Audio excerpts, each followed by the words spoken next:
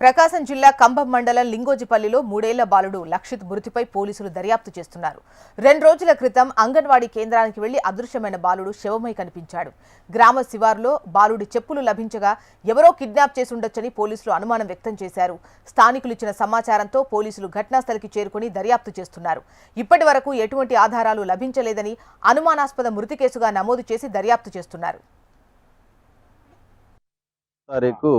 ఈ పొదిలి లక్షిత్ అనే అబ్బాయి 2.5 ఇయర్ అండి, 2 సంవత్సరాల 7 నెలలు. ఈ అబ్బాయి అంగన్వాడీ స్కూల్కి వెళ్ళి ఆ రోజు స్కూల్ నుంచి బయటకు వచ్చేసారని చెప్పి వాళ్ళ తండ్రి ఫిర్యాదు మేరకు ఆ రోజు మిస్సింగ్ కేసు కంప్లైంట్ కట్టడం జరిగింది. ఆ రోజు నుంచి అయితే గ్రామస్తులు కానీ మేము కానీ అందరం కూడా వెతుకుతూ ఉన్నాం. దానిలో భాగంగా నిన్న మనకి వాగులో చెప్పులు దొరకడం జరిగింది.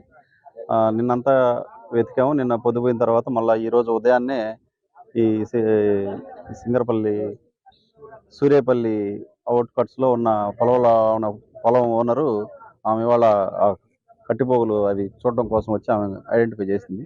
తీస్తే తీరా చూసేలాకి ఈ బాడీ మనకి కనపడడం జరిగింది. ఈ మరణం ఏ విధంగా జరిగిందనేది దర్యాప్తు చేస్తూ ఉన్నాం.